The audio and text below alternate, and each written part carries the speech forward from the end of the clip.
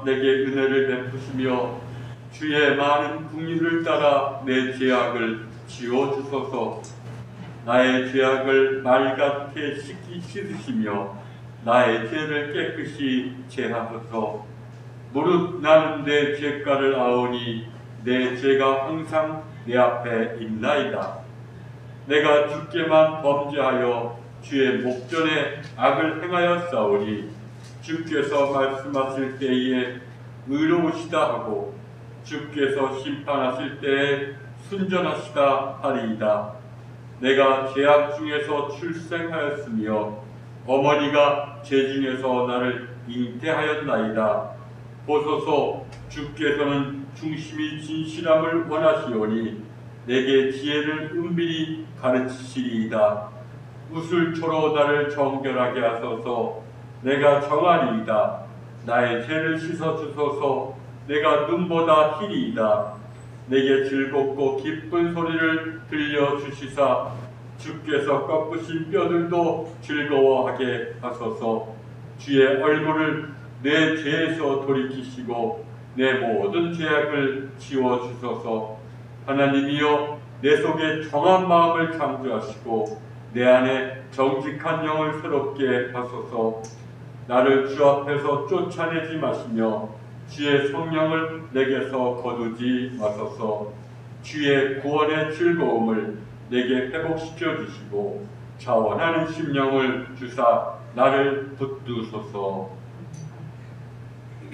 하나님, 저희를 예배의 자리로 인도하신 주님께 감사를 드립니다.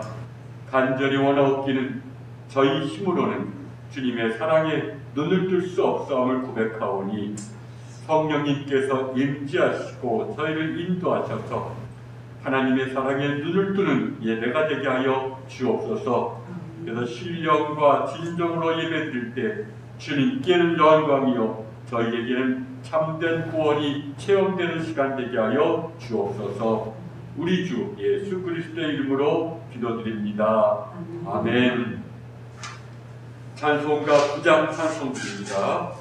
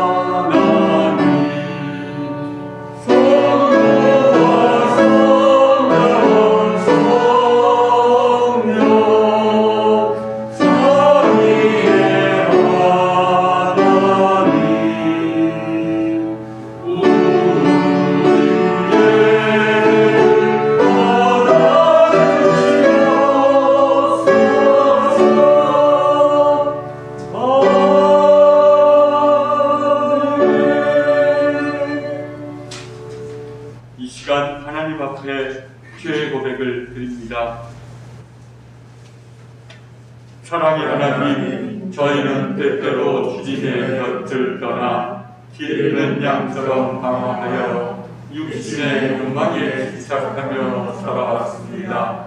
또한 주님의 말씀을 저버리고 빛에 장현된 삶을 살지도 못했습니다. 용서의 하나님, 죄를 고백하고 회개하는 저희의 기도를 들으시고 자비와 긍휼을 베풀어 주옵소서. 우리 주 예수 그리스도의 이름으로 기도드립니다. 아멘. 죄사함 받기를 원하는 교우 여러분, 용서하시는 하나님의 말씀을 들으십시오.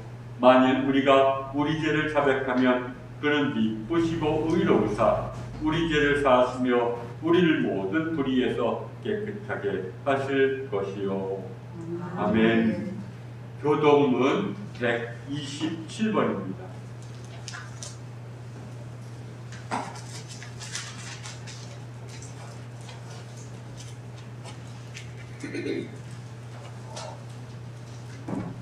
죄송합니다. 128번입니다.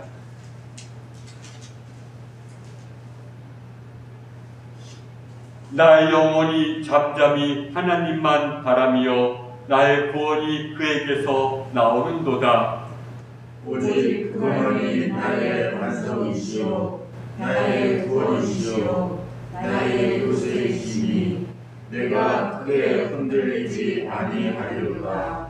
넘어지는 담과 흔들리는 울타리같이 사람을 죽이려고 너희가 일제히 공격하기를 언제까지 하려느냐. 그들이 그를 그의 높은 자리에서 떨어뜨리기만 귀하고 그것을 즐겨하니 이로는 축복이요 서로는 저주로다. 나의 영혼아 잠잠히 하나님만 바라라. 무릇 나의 소망이 그로부터 나오는도다. 오직 그분이 나의 반석이시요 나의 구원이시요 나의 요새이시니 내가 흔들리지 아니하리로다. 나의 구원과 영광이 하나님께 있으며 내 힘의 반석과 피난처도 하나님께 있도다. 백성들아 시시로 그를 의지하고 그의 앞에 마음을 토하라. 하나님은 우리의 피난처시로다. 아멘. 성경 5장입니다.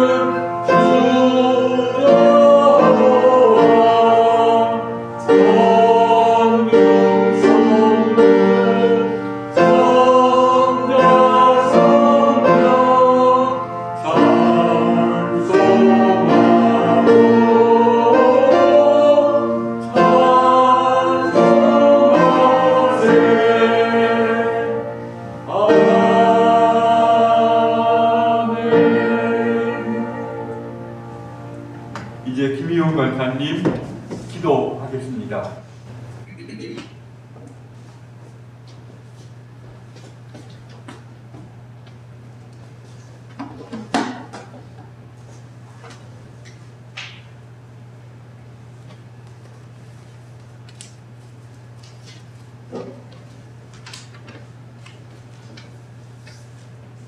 사랑의 하나님, 거룩한 주일 예배당에서 또 영상으로 함께 예배드리게 하심을 감사드립니다. 이 시간 성령님께서 함께 하셔서 주님 앞으로 한 걸음 더 가까이 인도하는 귀한 시간이 되게 하여 주시옵소서. 주님, 지난 한 주간 세상 속에서 살면서 세상의 모든 유혹을 이겨내지 못하고 주님 말씀에 순종하지 못하여 살아온 것을 회개하오니 용서하여 주시옵소서. 하나님, 사순절 기간을 통해 주님의 고난을 마음속 깊이 묵상할 수 있도록 인도하여 주시옵고 십자가를 바라보며 우리도 함께 십자가의 길을 걷게 하시고 마음의 고통이 사라지고 평화와 평강에 함께하는 시간들이 되게 하여 주시옵소서. 코로나19가 하루빨리 안정되어 우리 모두가 진정한 평화를 누리게 하시고 침체된 경제와 무너진 대면 예배와 성도와 의 교제가 회복하게 하여 주시옵소서.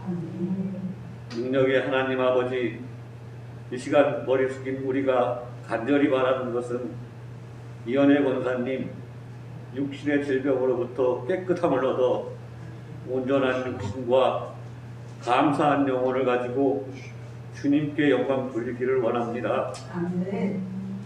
믿음으로 치료 과정을 모두 이겨내고 고통에서 벗어나 깨끗이 치유되어 모든 사람의 기쁨이 되게 하옵소서. 하나님 아버지, 사랑하는 김승민 성도님 육신의 연약함으로 수술을 앞두고 있습니다. 주님만을 의지하고 모든 염려를 주님께 맡기오니 이번 수술을 통해서 모든 육신이 새롭게 되고 온전하게 되는 은혜를 허락하여 주시옵소서. 모든 일들을 주님께 의지하며 예수님 이름으로 기도드립니다. 아멘.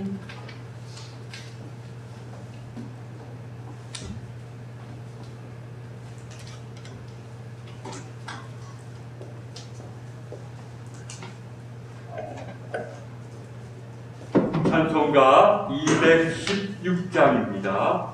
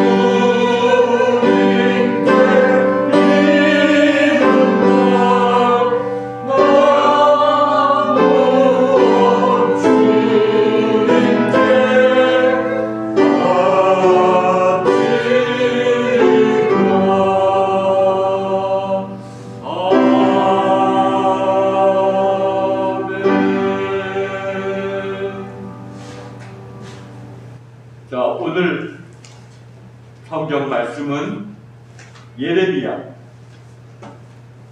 31장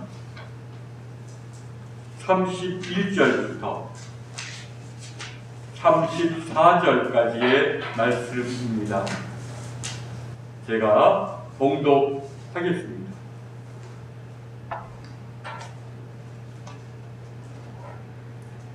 여호와의 말씀이니라. 보라, 날이 이르리니 내가 이스라엘 집과 유다 집에 새 언약을 맺으리라. 이 언약은 내가 그들의 조상들의 손을 잡고 애굽 땅에서 인도하여 내던 날에 맺을 것과 같이 아니할 것은 내가 그들의 남편이 되었어도 그들이 내 언약을 깨뜨렸음이라. 여호와의 말씀이니라.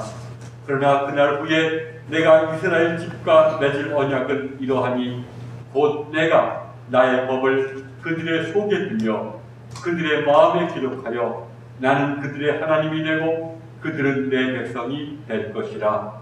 여호와의 말씀이니라. 그들이 다시는 각기 이웃과 형제를 가리켜 이르기를 너는 여호와를 알라 하지 아니하리니 이는 작은 자로부터 큰 자까지 다 나를 알기 때문이라. 내가 그들의 악행을 사하고 다시는 그 죄를 기억하지 아니하니라. 여호와의 말씀이니라. 아멘.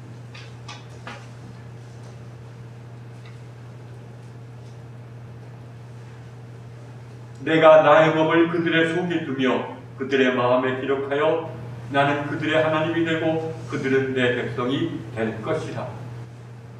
이제 예레미야 선지자를 통해서 하나님이 이스라엘 백성들에게 주신 약속입니다. 이러한 약속은 오늘 우리 주 예수 그리스도를 통해서 우리에게 이루어져 있습니다. 다시 말해서 우리의 마음속에 하나님의 말씀이 기록되어 있다는 것입니다. 하나님의 말씀이, 하나님의 계명이 우리의 마음속 깊은 곳에 기록되어 있어서 우리는 하나님의 백성이 되고 하나님이 우리의 하나님이 될 것이라고 얘기를 할 수가 있습니다. 하나님의 계명이 우리 마음속에 기록되어 있다. 또 하나님의 계명이 우리의 마음속에 새겨져 있다. 이것이 무엇을 의미하는지를 우리가 함께 묵상해 보고자 합니다. 우리 신앙인, 또 신앙인, 더 나아가서 본래 하나님이 창조하신 인간에게 주어진 궁극적인 목적은 우리를 지으신 창조주를 아는 것입니다. 그래서 사모는 젊었을 때의 창조주 하나님을 알다라고 말합니다. 하나님을 아는 것은 그러나 머리로 아는 것을 말하는 것이 아니죠. 성경에서 말하는 알라라는 말은 단지 오늘 우리 20세기에서 지식으로 아는 것을 뜻하지는 않습니다. 그것은 오히려 하나님의 사랑에 눈을 뜨고 또 하나님을 느끼고 그분의 뜻을 깨닫고 그분의 뜻에 순종하면서 하나님과 친교를 하는 삶을 뜻합니다. 이것이 곧 구원입니다. 여러분, 하나님 없는 천국, 낙원이 진짜 천국이겠습니까? 하나님과 더불어 교제하는 삶이 천국입니다. 그것이 죽음 이전이든 죽음 이후든 하나님과 교제하는 데서 온갖 행복과 온갖 어떤 의미 충만함이 우리에게 주어지기 때문입니다. 그래서 사실 구원이란 말의 뜻은 천국 간다는 것의 의미는 하나님과 교제하는 삶을 뜻한다는 것입니다. 그래서 우리가 죽음 이전에 이런 하나님과 친교를 하는 삶은 죽음 이전에는 단편적일 수밖에 없지만 죽음 이후에 우리가 육신의 이런 장막을 벗고 새로운 몸을 입으면 하나님과 온전하게 교제하면서 온갖 행복을, 참 의미를 누리게 된다는 것입니다. 그래서 하나님이 나의 하나님이 되고 내가 하나님의 백성이 되고 또 우리 신약성경에 말하면 우리가 하나님의 자녀가 되는 것만큼 세상에 기쁘고 또 우리가 사모해야 될 일이 어디 있겠습니까? 다른 것은 얘기하면 사실은 그렇게 큰 가치들이 없는 것입니다. 다 있다가 없어지고 변하는 것에 우리가 매여 있다면 우리는 결국 우리의 인생은 허무하다고 느껴질 것입니다. 그러나 영원하신 하나님이 나의 하나님이 되고 나는 그분의 자녀가 되는 것, 이것만큼 귀한 것이 어디 있겠습니까? 그러면 어떻게 우리가 이런 하나님과 친교를 나눌 수가 있겠습니까? 라는 물음에 예언자들은 한결같이 대답합니다. 우리가 하나님이 주신 계명을 지킬 때 하나님이 우리의 하나님이 되고 우리는 하나님의 백성이 된다고 가르쳐 왔습니다. 그러니까 하나님의 계명이 그토록 중요한 것입니다. 또 예수님도 뭐라고 말씀하셨습니까? 나더러 주여 주여 하는 자마다가 아니라 하늘에 계신 아버지의 뜻을 행하는 자가 하늘나라에 들어갈 것이다 라고 말씀하시지 않았습니까? 그러니까 참된 믿음은 항상 행위로 나타나는 법입니다. 내게 진정한 믿음이 있으면 나는 주의 계명을 즐거워하고 주의 계명을 즐겨 지키게 된다는 것이죠. 참 하나님의 계명이 이렇게 아주 중요한 것이고, 그래서 모든 교부들과 종교개혁자들은 우리가 교회에 입문한 성도들에게 가장 먼저 가르쳤던 것이 바로 십계명이었습니다.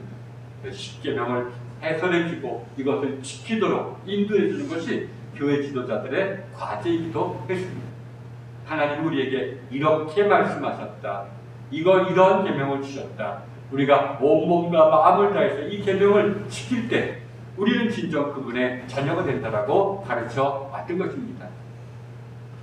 그러나 예언자들, 특히 시편의 저자는 율법을 지키되 율법을 즐거워하면서 지키는 것이 중요하다고 말합니다.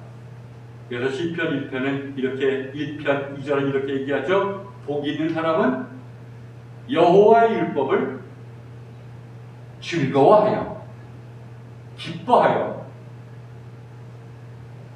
그의 율법을 주야로 묵상하는 자로다. 이게 바로 복 있는 자요. 정말 복의 근원 하나님과 교제하는 자의 특성이라고 얘기를 합니다. 하나님을 계명을 즐거워하는 자는 어떻습니까? 그의 계명을 즐거워하는 자는 은연중에 또는 의식적으로 계명을 주신 하나님과 교제하는 삶의 목적을 둡니다. 계명보다도 계명을 주신 분과 교제하기 위해서 계명을 즐겁게 받아들이는 것입니다. 계명을 즐거워한다는 것은 그래, 이 계명을 주신 분을 만나보고 싶다. 이 계명 주신 분에 너무나 고맙다. 이런 마음으로 그분의 사랑에 눈을 뜨고자 하고 그분을 만나려는 욕망이 그의 마음속 깊은 곳에서부터 솟아오르는 사람입니다. 반면에 계명을 억지로 지키는 사람, 여러분, 계명을 억지로 지키는 것에도 의미가 있습니다. 이것도 이미 성령님의 인도하심입니다. 그러나 계명을 억지로 지키는 사람은 대부분의 경우에는 하나님과의 교제가 목적이 아닙니다. 오히려 하나님의 심판을 피하는 것을 목적으로 삼습니다. 하나님의 심판이 두려워서 소극적으로 이 하나님의 계명을 내가 지키려고 하는 것입니다. 우리 감리교회 장식자는 처음에는 이런 하나님의 심판이 두려워서 소극적으로 하나님의 계명을 지키는 자를 처음에는 기독교인이 아니다라고 말했지만 나중에 원숙해진 웨슬리는 이 사람도 하나님의 사람이요, 그리고 이미 미미하지만 하나님의 은혜 가운데 있는 사람이라고 얘기를 했습니다. 웨슬리가 보기에 이렇게 하나님의 심판을 두려워하지 않는 사람들이 더 많다는 것입니다. 어느 정도 은혜가 있을 때 하나님을 두려워하다가 나중에는 하나님은 은혜가 깊어지면 하나님을 사랑하게 된다는 것입니다. 그리고 더 깊은 은혜가 있으면 하나님을 경외하게 된다는 것입니다. 웨슬리는 묻습니다. 우리는 어떤 사람입니까? 하나님을 진정으로 두려워만 하기, 하나님의 심판을 두려워해서 억지로라도 계명을 지키는 사람입니까? 아니면 하나님의 사랑에 눈을 뜨고 하나님이 좋고 기쁘고 해서 하나님을 사랑하려는 사람입니까? 아니면 더 깊은 체험 속에서 하나님 앞에 겸손히 하나님을 경외하는 사람입니까? 은혜가 깊어질수록 이러한 관계를 밟아 나가게 된다고 말합니다. 그래, 나는 하나님을 두려워하는 것, 이것도 성령님의 인도하심에 부지불식간에 순종하기 때문에 이루어집니다. 그러나 시편은 말합니다. 율법을 즐거워하여 이 율법을 취하라 묵상하는 것이 우리의 목적이 되야 됩니다. 그런 목적에 이를 때 우리가 하나님과의 친교에 이를 수가 있기 때문에 그렇습니다. 그러나 계명을 억지로 지키는 사람은 이것이 계속되다 보면 하나님이 주신 계명과 나의 이기적인 본성 사이에서 갈등하게 됩니다.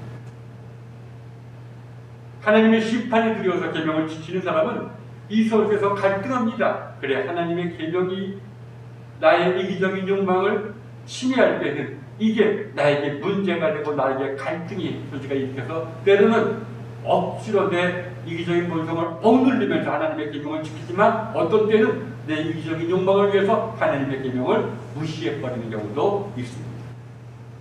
따라서 이러한 사람은 하나님의 계명을 즐거이 묵상하기보다는 하나님의 계명을 형벌을 피하기 위한 수단으로 삼게 되는 것입니다. 자, 이것은 무엇을 얘기합니까? 율법을 즐거워하여 율법을 묵상하는 자와 나의 이기적인 본성과 하나님의 계명 사이에서 갈등하면서 소극적으로 하나님의 계명을 지키는 자의 차이가 우리에게 얘기해주고 있는 것은 무엇입니까? 우리가 계명을 즐거이 받아들여서 그 율법을 취하러 묵상하기 위해서는 우리가 우리의 이기적인 본성에서부터 해방되어야 합니다. 이기적인 본성에 우리가 매여 있는 한 우리 안에는 이기적인 본성이 있습니다. 이것은 주님과 연합할 때 이런 이기적인 본성이 주님의 마음으로 대치가 됩니다. 그러나 그 전에도 이런 이기적인 본성이 있음에도 불구하고 이기적인 본성에서부터 해방되는 순간 우리는 하나님의 계명을 즐거워할 수가 있습니다. 그리고 계명을 지키면서 이 계명을 지킨 분과 교제하려고 합니다. 따라서 우리가 하나님의 계명을 즐거워하기 위해서는 이 계명을 바라보는 눈이 새로워져야 됩니다. 우리가 우리의 이기적인 본성에 매여있는 지성의 눈으로는 계명을 즐거운 마음으로 바라볼 수가 없습니다. 오히려 이런 본성에서부터 해방된 지성이 하나님의 계명을 온전히 기쁜 마음으로 받아들일 수가 있게 되는 것입니다. 여러분, 여기서 우리가 우리 인간의 신비에 대해서 좀 알아야 됩니다. 우리 인간에게는 본성이 있습니다. 이걸 심리학적으로는 무의식이라고도 얘기합니다. 나도 모르게 이기적인 그런 무의식 속에 있는 그런 본성이 있습니다. 이런 본성이 굉장히 우리의 삶에 영향을 끼치죠. 그러나 이런 본성을 받아들이거나 거부할 그런 어떤 우리의 어떤 인격 구조가 있습니다. 그것을 옛날 교회 어른들은 지정의라고 했죠. 지성과 감성과 그리고 의지. 내가 본성이 이걸 해라 하더라도 내 지성이 안 돼, 감성이 안 돼, 의지가 안 돼. 나는 계명을 따를 거야. 네? 라고 할 때 우리는 하나님의 계명을 따르게 된다는 겁니다. 우리 안에는 이런 본성 외에도 본성을 받아들이거나 거부할 수 있는 인격, 그래서 지성과 감성과 의지가 있게 된다고 말합니다. 그런데 우리의 본성에도 참 미묘한 것이 있습니다. 이것을 우리 정신과학이라든지 심리학자라든지 정신분석학자들이 여기에 대한 많은 탐구를 했죠. 그리고는 얘기하기를 참 성경에서 말하는 인간에 대한 이해가 오늘 우리가 밝혀낸 이해보다 더 깊고 통찰력이 크다라고 말합니다. 그러니까 우리 안에 있는 본성에는 무의식, 나도 모르게 이기적인 그런 본성이 있을 뿐만 아니라 개인적인 무의식이 있을 뿐만 아니라 집단적인 무의식, 곧 고대로부터 오늘날까지 모든 인류에게 내재되어 있는 무의식이 나에게도 있다는 겁니다. 그래서 이런 무의식이 때로는 내 의식 속으로 나올 때 우리가 이상한 꿈을 꾸게 되고 또 이상한 행동을 하게 되기도 하고 또 때로는 참 광기어린 나도 모르는 행동을 하게 되기도 한다고 말합니다. 그러나 이러한 이 개인적이고 집단적인 무의식 그 너머에는 참 우리의 참된 자기가 있다고 말합니다. 그러니까 인간의 어떤 조그마한 인간이 조그마하지만 이 인간 속에 사실은 온 우주가 담겨 있다는 것입니다. 그래, 내 안에 나의 과거로부터 내 현재까지 내가 살면서 그 집을 시간에 느끼고 억울해하고 오해했던 것, 이것이 의식 속에 받아들여지지 않지만 그것이 거의 간직되어서 나로 하여금 어떤 이기적인 본성을 형성했던 개인적인 무의식도 있지만 모든 인류, 과거로부터 현재까지 동서남북 모든 인류에게 공통적으로 주어있는 무의식도 이 내 안에 있다는 것입니다.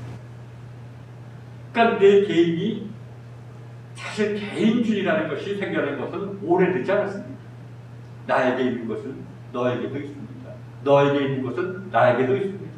우리가 한 사람의 끔찍한 행동을 보고 저 사람은 원래 나보다 많습니다. 우리 안에도 그런 것이 있습니다. 그런데 우리는 그것을 깨닫고 그것을 억지할 뿐이죠.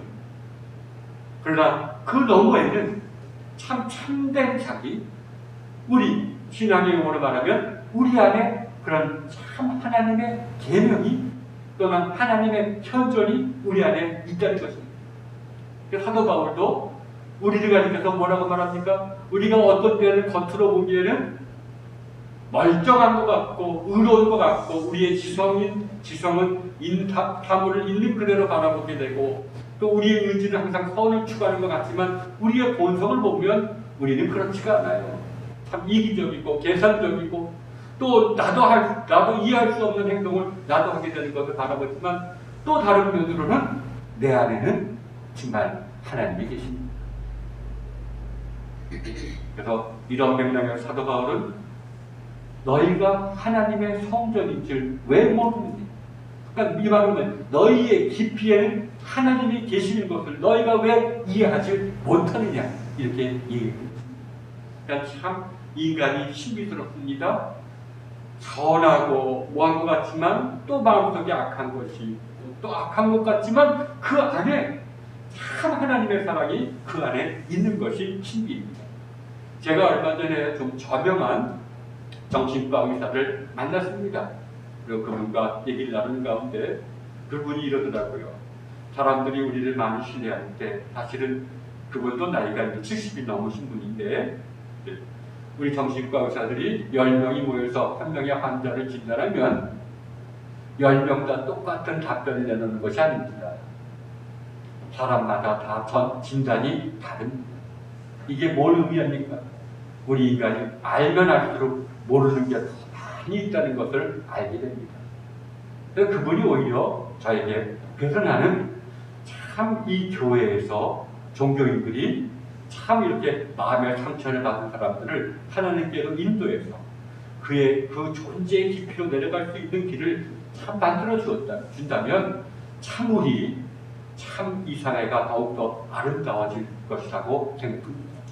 우리가 이런 맥락에서 TV라는 사람은 참 우리가 현대인들이 너무 피상적으로만 살고 있다는 겁니다. 껍데기로만 살고 있다는 겁니다. 좀 존재의 깊이로 내려가서 그곳에서 나오는 힘과 그곳에서 나오는 어떤 사랑을 통해서 사는 것이 아니라 그냥 어중간한 상태에서 살다 보니까 내가 왜 이러는지도 모르고 살게 되고 남을 막고 정죄하기도 하고 그래서 하나의 인류 공동체를 부정적으로 만든다고 합니다. 그래서 그분은 그래서 우리가 할 일은 우리 존재의 깊이로 내려가는 것이다. 그 존재의 깊이에 있는 영원한 생명수를 우리가 길어 올리는 것이 오늘 종교인들이 할 일이 아니라고도 말합니다. 사실 우리 안에는 참 신비한 것이 많습니다. 그러나 그런 우리 안에 있는 무의식 또는 집단적 무의식은 그러나 알게 모르게 이걸 통해서 우리에게 충동을 하고 자신의 요구를 간시시키라고 얘기를 하고 또 때로는 이걸 통해서 뭔가 악한 생각도 우리를 사로잡으려고 봅니다. 이것을 느끼고 바라보는 것이 우리의 감성과 의지와 지성입니다. 그런데 나도 모르게 나의 지성과 감성과 의지는 이미 내 본성에 영향을 받고 있어요. 그러니까 우리가 온전히 느끼고 온전히 판단하고 온전히 할 것 같지만 안 그렇습니다. 똑같은 책을 읽어도 선입견이 작용되고 내가 선인 줄 알아도 이상하게 내가 하기 싫고 이럴 때가 있습니다. 이것은 이미 본성이 우리의 인격에 우리의 감정과 우리의 지성과 의지에 아마미에 영향을 주기 때문입니다. 그래서 루터 같은 사람은 우리의 인격은 이미 우리의 본성의 노예가 되어버렸다라고도 말합니다. 어떤 사람은 그러나 하나님이 은혜를 주어서 어느 정도 해결은 되었다라고도 말하는 사람도 있습니다. 그래서 이런 맥락에서 우리의 지성이 우리의 감정이 느낀 것을 자료로 삼아서 그것을 판단하고 이해하는 것이 우리의 지성이 아닙니다.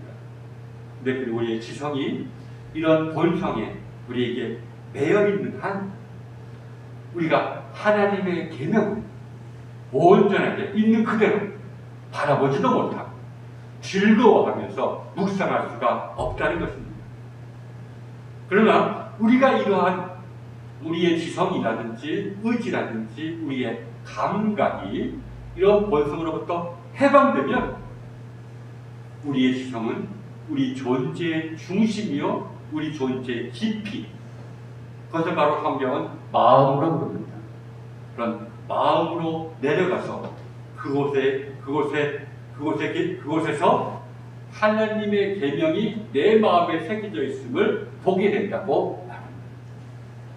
그러니까 하나님이 우리의 마음속에 새겨주신 계명을 우리가 바라보고 이해하기 위해서는 우리가 존재의 깊이로 우리의 지성이 존재의 깊이로 내려갈 수밖에 없다는 것입니다. 사실 모든 기독교 영성가들은 우리가 하나님을 만나는 장소가 어디입니까? 1차원적인 세계가 아닙니다. 우리 존재의 깊이 마음에서만 우리가 온전히 하나님을 만나게 된다고 말합니다. 다시 그래서 우리 존재의 깊이로 불려지는 마음은 하나님을 만나는 장소요 우리가 하나님의 말씀을 온전히 듣게 되는 장소라고 말합니다. 그러면 우리의 지성과 감정은 어떻게 마음으로 내려갈 수가 있을까요?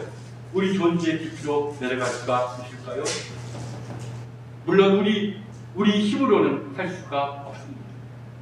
우리의 본성이 우리의 지성이 본성 너머로 내려가는 것을 가로막기 때문입니다. 또 우리가 묵상을 해보고 기도하다 보면 그래서 모든 생각을 내려놓으려고 해도 이 본성에서부터 나오는 모든 생각들과 충동들을 내려놓으려고 해도 그게 잘 되지가 않습니다. 어느 순간에 이런 생각에 어느 순간에 저런 충동에 휘둘려서 그런 이런 생각이 다 사라진 후에 드러나는 그런 우리의 마음의 신비를 우리가 마주할 수가 없기 때문입니다. 그래서 많은 선생님들이 하도록 어떻게 하면 내가 생각들을 내려놓을 수가 있을까? 그들의 경험에 의하면 우리에게 다가오는 생각들에 휘둘리는 것에서부터 우리의 불행이 찾아온다는 겁니다. 쓸데없는 불안, 쓸데없는 허영심, 쓸데없는 강박관념, 이게 다 우리 안에서 나오는 생각에 휘둘리기 때문에 나오는 것이기 때문에 어떻게 내가 생각들을 내려놓을 수가 있을까? 이건 달리 말하면 어떻게 우리가 우리의 마음을 바라볼 수가 있을까? 우리가 우리의 마음을 바라보며 그 마음 속에서 하나님을 느끼기만 한다면 우리 마음 속에 생명과 평강과 또 알 수 없는 신비스러운 사랑이 우리에게 충만하게 주어질 텐데, 그러나 우리 힘만으로는 그게 안 됩니다. 그래서 성경은 우리가 할 수 없지만 성령님께서 우리를 도우신다고 말합니다. 그걸 가리켜서 보혜사라고 얘기합니다. 우리와 함께 하시면서 우리를 위로하시고 우리의 실상을 바라보게 하시고 우리에게 우리 속에 있는 말씀을 조금씩 끄집어내 주시면서 그 말씀에 순종하게 하시는 분.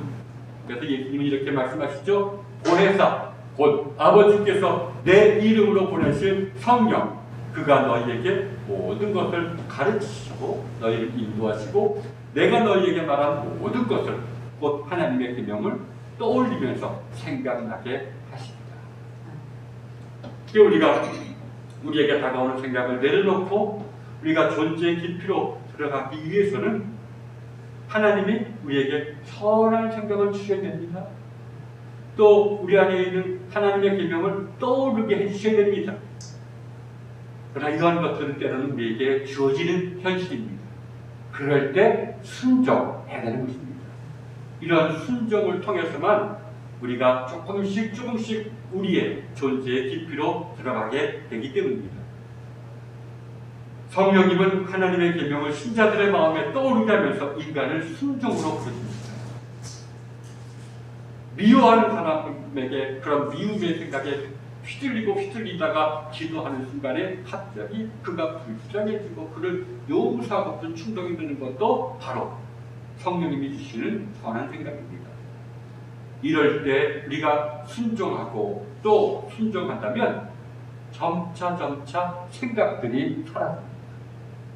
조금씩 사라집니다. 그리고 이를 통해서 우리의 지성과 감정과 의지는 이러한 생각과 이러한 본성 너머에 있는 마음의 깊이에 가깝게 도달하게 되는 것입니다.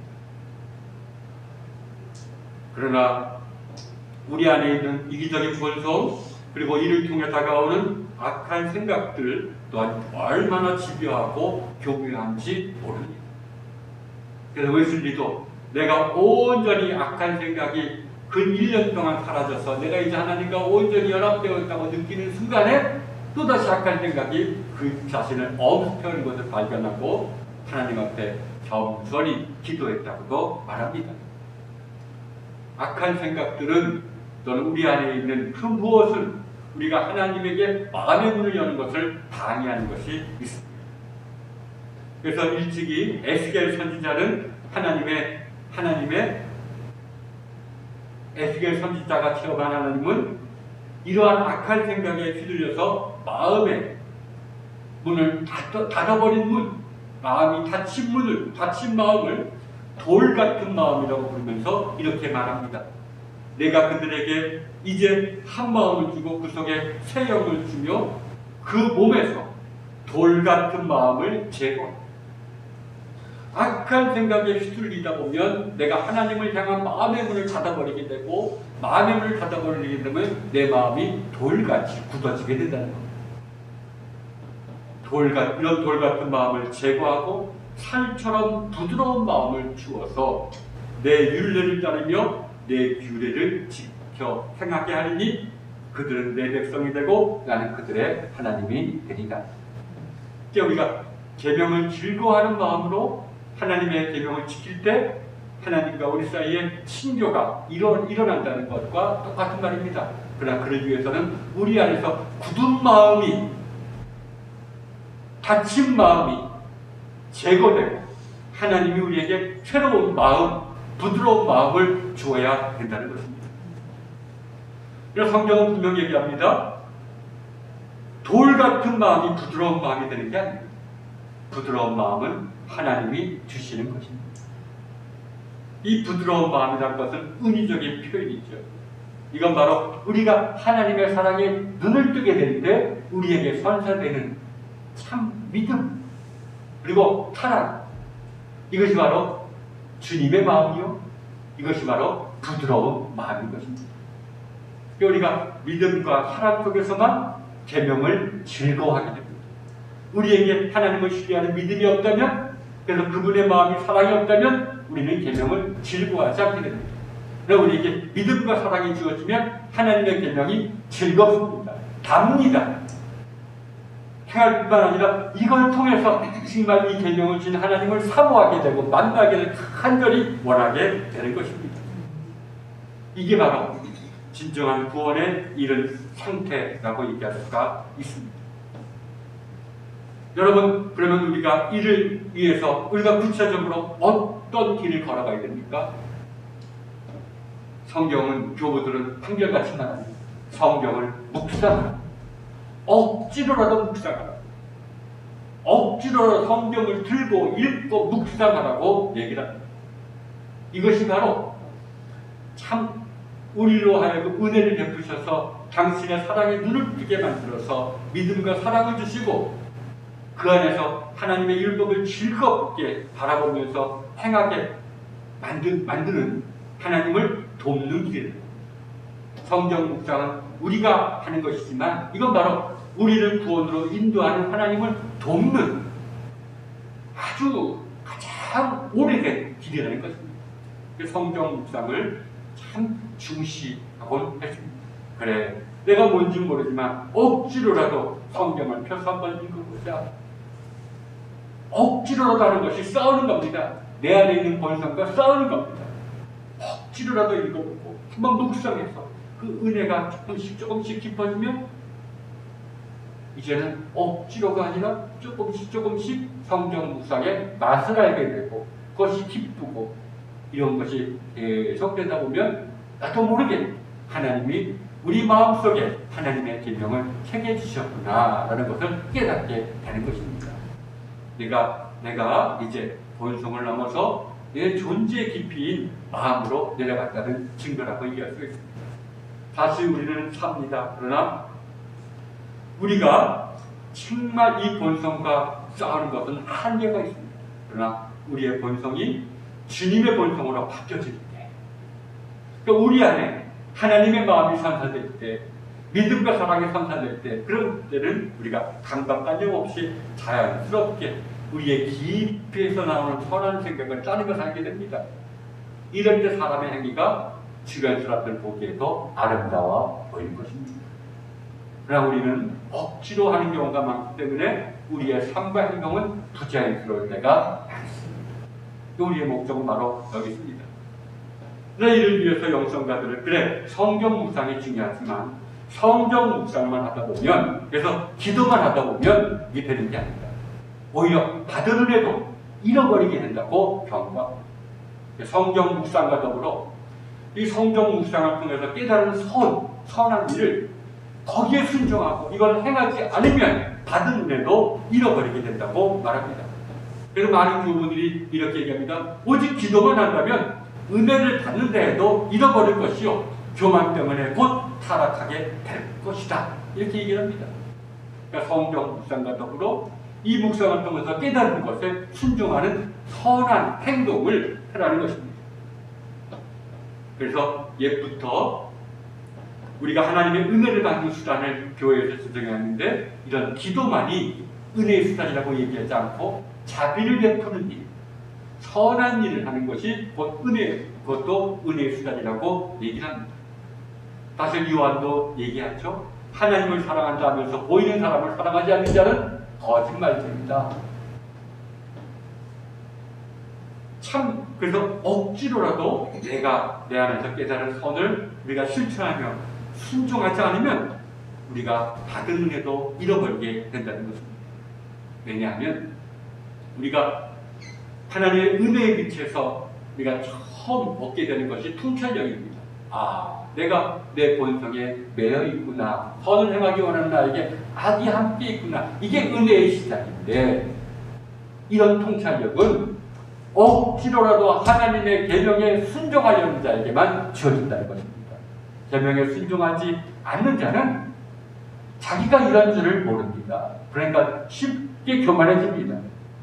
억지로라도 계명을 실천해 볼 때 얼마나 내가 나의 이기적인 본성에 매여 있는지를 알게 되고, 오호라 나는 곤고한 존재입니다. 나는 비참한 존재입니다. 그러나 이런 고백이 바로 하나님의 은혜가, 은혜의 빛이 우리 안에 들어올 때, 그래서 우리 안에 생기는 일이기 때문에 이런 은혜를 받기 위해서는 반드시 계명을 실천해 보려는 노력과 의지를 기울여야 된다는 것입니다. 따라서 교부들은 말합니다. 하나님의 계명은 이미 우리의 마음속에 새겨져 있는데, 이것을 보기 위해서는, 바라보기 위해서는 우리의 기도가 선행으로 이어져야 된다. 또 우리의 선행의 노력이 기도로 이어져야 된다는 것입니다. 기도만 해서도 안 되고, 기도 없이 선한 일만 해서도 안 되고, 기도하면서 느끼는 것이 행동으로 이어져야 되고, 행동하면서 느끼는 것이 기도로 이어지는 것이 깊어질 때 점차 우리 안에서 악한 생각들이 사라진다. 이를 통해서 우리의 마음이 깨끗해지는 것을 조금씩 깨끗해지는 것을 느끼게 되는 겁니다. 이런 과정 속에서 하나님이 원하시는 때에 믿음과 사랑을 우리에게 선사해 주면 우리는 즐거운 마음으로 하나님의 계명에 순종하게 됩니다. 이때가 바로 삼위일체 하나님과 교제하는 어떤 단계에 이르게 되는 것이죠. 오늘 우리의 영성을 한번 돌아보시기 바랍니다. 나는 하나님이 두려워서 소극적으로 하나님의 계명을 지키기에만 급급한가? 아니면 그것도 무시합니까? 아니면 어떤 때는 하나님의 계명이 꿀처럼 달고 정말 즐거운가? 또 어떤 때는 참 하나님을 사랑하면서도 사랑이 깊었을 때 하나님 앞에 무한히 내가 작은 자임을 깨달으며 하나님을 경외하는가? 우리가 어떤 단계에 있든지 항상 성경 묵상을 중시하고 거기서 깨달은 것이 있다면 억지로라도 실천에 옮기는 삶으로 이어지기를 바랍니다. 이러한 삶이 계속되는 게 참된 믿음과 사랑이 주어지기 때문입니다. 이러한 은총이 우리 사순절을 지키는 우리들에게 주어지기를 주님의 이름으로 축원합니다. 사도신경으로 시단 고백 드리겠습니다.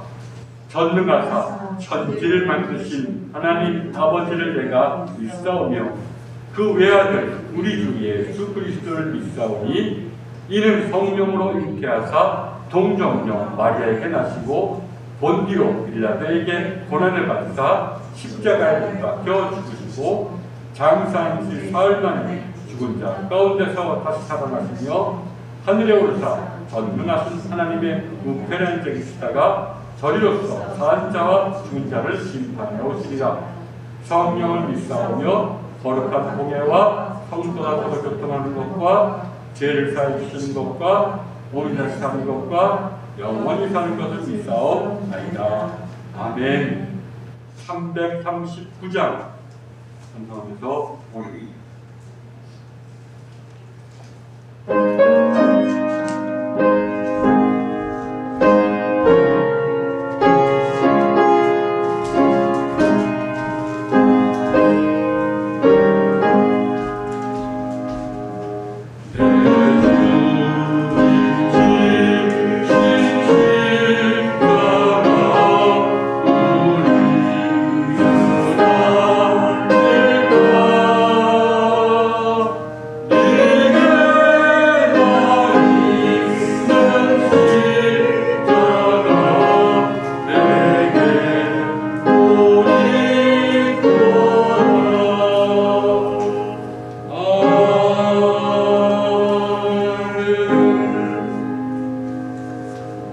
우리가 생각하는 것 이상으로 우리를 더욱 사랑하시는 주님의 은혜를 깨닫게 하여 주옵소서.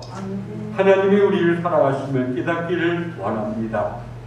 하나님 우리 안에 이러한 깨달음을 가게 하는 것이 있음을 고백하오니 성령님께서 우리와 동행하셔서 성령님과 함께 악한 생각들을 내려놓게 하여 주옵소서. 그래서 언젠가는 하나님이 우리가 알기도 전에 우리를 이미 사랑하셨으며 많이 사랑하신다는 것을 깨닫게 하여 주옵소서. 이제 감사하는 마음으로 예물 드리오니 이 예물과 더불어 우리의 마음도 주님께서 받아 주옵소서. 예수님의 이름으로 기도했습니다. 아멘. 주일 예배 은총이 여러분과 가정에 항상 충만하시기를 기원합니다. 사순절 다섯째 주일 성서 일가입니다. 성경 묵상을 꼭 하시기를 바랍니다. 그리고 다음 주는 종려주일이고 고난 주간입니다. 우리가 함께 모이지는 못할지라도 우리가 항상 성경 묵상을 그 고난 주간에는 성경 묵상을 더욱더 깊이 해주시기를 바랍니다. 그리고 4월 2일은 성금요일이고 부활절 예배는 4월 4일날 드리게 됩니다. 그리고 이현애 권사님은 이제 3주에 한 번씩 병원에 가셔서 항암 치료를 받습니다. 여러분 기도해 주시길 바라고, 또 김승민 성도님은 이번 주 수요일 날 입원해서 오후부터 여러 가지 시술과 그리고 수술을 받게 됩니다. 기도해 주시기 바랍니다. 그리고 우리 백황양 성도 그리고 백요한군의 외할아버지죠. 백황양 성도의 장인어른이 오늘 아침에 소천하셨다고 합니다. 여러분 저만 갔다 오겠습니다. 여러분 기도해 주시기를 바랍니다. 자, 이제 다 일어나셔서 492장 찬송하신 후에 축도로 일어나십니다.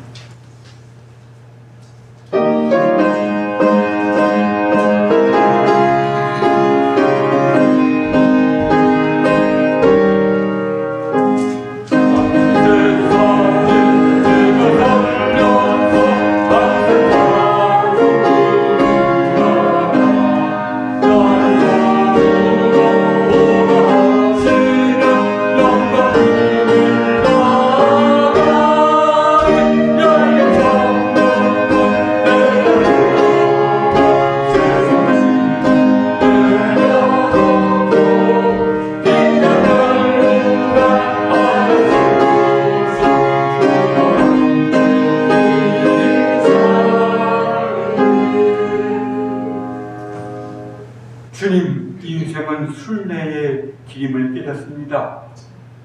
하나님, 우리가 순례자로서 우리가 정한 목표가 온전한 목표인지 돌아보게 하시고 그 목표가 하나님과 교제하는 것이 되게 하여 주옵소서. 하나님과 교제하기를 위해서 떠나는 우리의 순례의 길에 성령님께서 동행하셔서 우리가 저 길로 갈 때 주님께서 이끌어 주셔서 언젠가는 우리에게도 오늘 말씀이 이루어지는 은총이 임하게 하여 주옵소서. 이제는 성부와 성자와 성령 삼위일체 하나님의 은총이 여기서 기도드리는 무리들과 이 교회에 속한 모든 이들 그리고 이 교회에 영원토록 함께 하옵시기를 간절히 축원하옵나이다. 아멘.